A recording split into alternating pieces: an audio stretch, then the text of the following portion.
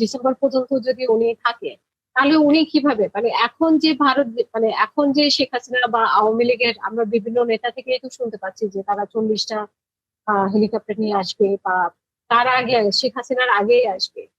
তো ভারত এখন শেখ হাসিনাকে যে মিটিংটা, সংবাদ সম্মেলন করতে দিয়েছে, বা এর পরে যে এগুলো, এগুলোর সাথে বা রয়ের প্রধান যেটা মানে এসেছেন, আলাপ করেছেন, এইখানে জেনারেল ওয়াকারে কোনো সম্পৃক্ততা আছে কিনা, বা মানে জেনারেল ওয়াকারের সাথে কোনো মিটিং হয়েছে কিনা, গোয়েন্দা এখন সংস্থার কথা সাথে হচ্ছে কোনো মিটিং জেনারেল হয়েছে কিনা। ওয়াকারের কোনো মিটিং এর মধ্যে তো ওখানে কোনো অডিও বা ভিডিও বার্তা আমাদের কাছে নাই, কিন্তু আমাদের কাছে যেটা আছে, উনি 620 জন আওয়ামী লীগকে পালিয়ে যেতে সাহায্য করেছে। ইভেন এই যে ডিবির মুনির যে ছিল, সে ক্যান্টনমেন্টের ভিতরে ছিল, সে নিজেই বিভিন্ন স্টেটমেন্টে বলছে কোথায় ছিল, আর্মার্ড কার দিয়ে ঢাকা শহরের ভিতরে ঘুরে বেড়াইছে। তারপরে তাদের কিছু পালায় যেতে দিছে, তারা কয়েকবার মডারেট আওয়ামী লীগকে আনার জন্য এনসিপি ছাত্র নেতাদের সাথে কথা বলছে সে। সো এগুলো তো হচ্ছে তার প্রমাণ। এবং এখন পর্যন্ত আরেকটা সবচেয়ে বড় প্রমাণ আমি আবার দিতে পারি যে আমার কিন্তু রিটায়ারমেন্টের বেনিফিট কিন্তু জেনারেল ওয়াকার আবার স্থগিত করছে, যেটা শেখ হাসিনা আমল জিয়াউল হাসান করছিল। এবং এটা প্রফেসর ইউনূস সরকার অ্যাপ্রুভ করছে। প্রফেসর ইউনূস সরকার কিভাবে অ্যাপ্রুভ করে একটা বেআইনি জিনিস? আমি রিটায়ার করছি অফিসিয়ালি। সো এইটাই বোঝা যাচ্ছে যে আমি এখানে বলতে চাচ্ছি যে জেনারেল ওয়াকারের যে স্ট্রেংথটা যে আছে, এইটা হচ্ছে তার প্রমাণ।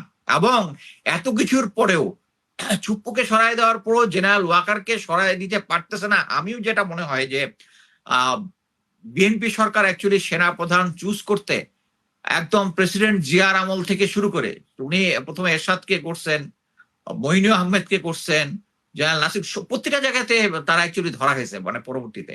সো এই সময় হয়তোবা তারা খুব একটা আহ চিন্তা ভাবনা করে টাইম নিয়ে ডিসিশন নিচ্ছে। বাট কথা হচ্ছে এই টাইম নেওয়া ডিসিশন নেওয়াটা জেনারেল ওয়াকারের ক্ষেত্রে একজন চিহ্নিত আওয়ামী লীগের আত্মীয়, যে এখন ভেগ ধইরা দাড়ি রাখছে, রাখছে, কিন্তু প্রতিটা ক্ষেত্রে আপনি দেখতেছেন না যে এই যে আহ উনি যেভাবে চালায়, আপনি যদি পিনাকিদার লেটেস্ট ভিডিওটা দেখেন, যে দুজন জেনারেল, একজন হচ্ছে ব্রিগেডিয়ার শাম, যে হচ্ছে আর্মি এসইউ, এ কত কন্ট্রোল করেছে জুলকার নায়ক স্যারকে। আমি দেখলাম জুলকার নায়ক স্যার ওয়াকারের কাছে কিছু করলেই তারা একটা বের করে দেয়।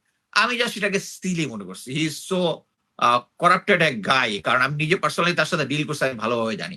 সো আর্মির এগেনস্টে এই যে কথাবার্তা গুলা বলতেছে, এবং আমি খুব অবাক হয়েছি যে আর্মির মাইলেজ দেওয়ার জন্য আমি কয়েকজন রিটায়ার্ড অফিসারকে দেখলাম যে যারা জেনারেল ওয়াকারের হাতে ডাবল প্রমোশন পেয়েছে, তারা জেনারেল ওয়াকারের পক্ষে কথা বলতেছে। এবং ওই জায়গায় কি বলে এটারে, ওই যে ফেক অ্যাকাউন্ট যেটা আছে, যেগুলো আওয়ামী লীগের আমলে আমাদের এগেনস্টে কথা বলতো, এগুলো দেখি ওই অফিসার এগেনস্টে কথা বলতেছে।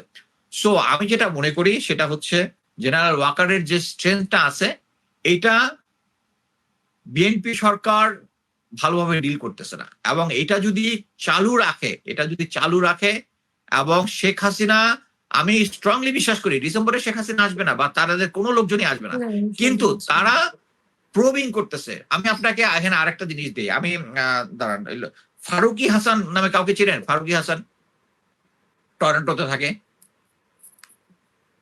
সে থাকে হচ্ছে সেন্ট ক্যাথারিনে আর কি, ওই জায়গায়। ওই ফারুকি হাসান হচ্ছে তারেক সিদ্দিকী, শাহিন সিদ্দিকী এদের কোলাবরেটর। বাংলাদেশ যে একটা ফ্রিগেট কিনছিল না, ওই ফ্রিগেট কেনার টাকার সাথে এটার সাথে জড়িত।